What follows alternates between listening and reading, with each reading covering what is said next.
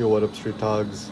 Eric Kim from the Eric Kim blog. All right, reporting live here from my favorite city in the world, Phnom Penh.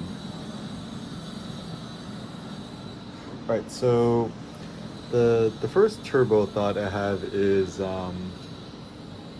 how to become the best photographer. So it's an idea that I sent out on my newsletter the other day. Just Google Eric Kim newsletter if you want to subscribe and get some free turbo thoughts. But essentially, the basic idea is I like this American notion, like, be all that you can be or become all that you can be. And it's a good notion because it means that you could become the best version of yourself, the best photographer according to your own standard rather than attaching yourself to anybody else. So, for example, like, one thing I wrote is like, stop trying to be so magnum, right? Is that I think a lot of photographers, they tend to go awry when they try too hard to be quote quote serious photographers and to be well regarded in art circles, photography world, and so forth. But the problem is everyone is still living under the shadow of Henri Cartier-Bresson, and even Henri Cartier-Bresson himself gave up photography later on in his life.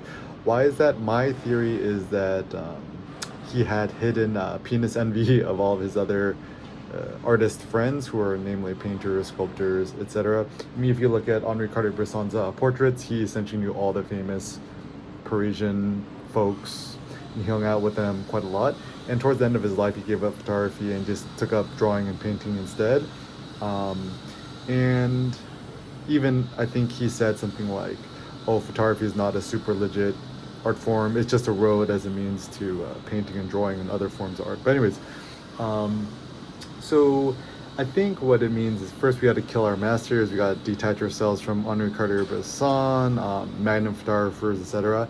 And I think when people try too hard to be serious and to be well regarded, that's where people fail. I much more prefer people who don't take themselves too seriously, like Elon Musk. He's got a good sense of humor, and also to treat photography carte blanche. Like if you started photography now in 2022 and beyond, what would you do and what would you not do? And so, in some regards, to be ignorant of the past of photography and the history of photography is a good thing. Like my friend Thomas Leutard.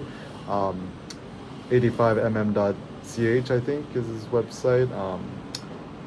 One of the things that inspired me so much for him was he wasn't so interested in the past of history of photography. He was more interested in his photography and the future of photography and just following his own gut. And maybe this is where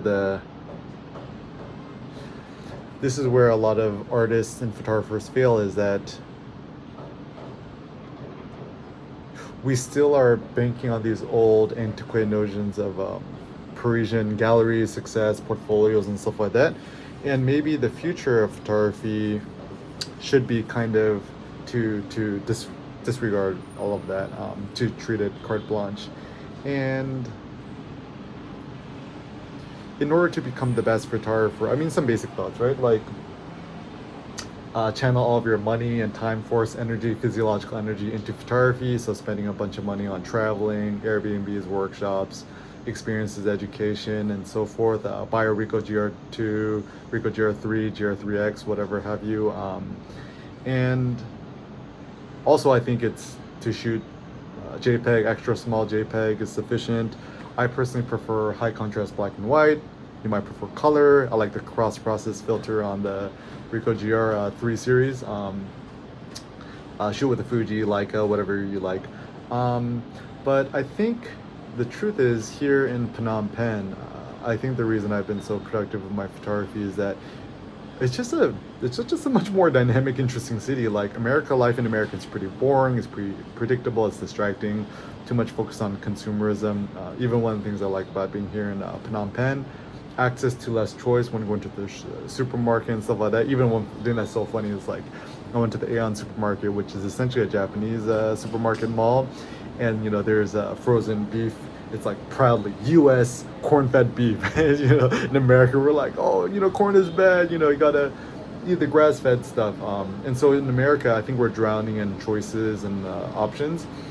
And yeah, traveling, whether people like it or not, it does reawaken our inner creative spirit, soul, energy, life force. So for me, any amount of money you spend on traveling, airfare, accommodations, Uber, Grab, whatever have you, is money well spent. Even going to eat out, if going out eating out will expose you to new environments, the streets, and taking photos, it's a good thing.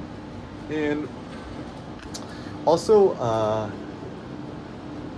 yeah, to essentially just keep it simple. I mean, I personally use my iPad Pro. I'm recording this on the iPad Pro, important to Apple Photos, and just uploading to your own website, blog, and sharing your photos. Also, I think in order to become the best photographer,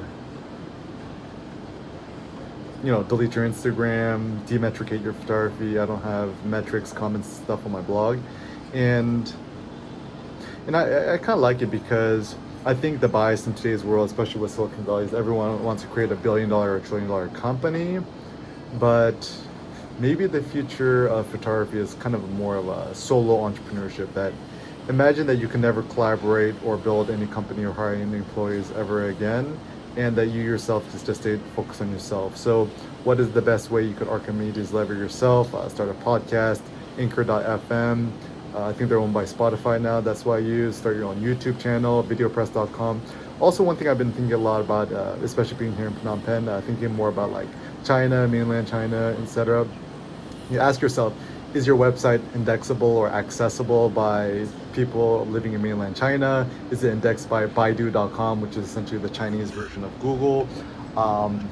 And yeah, to think beyond, to think more open source, start your own email newsletter. Sendy.co is what I use.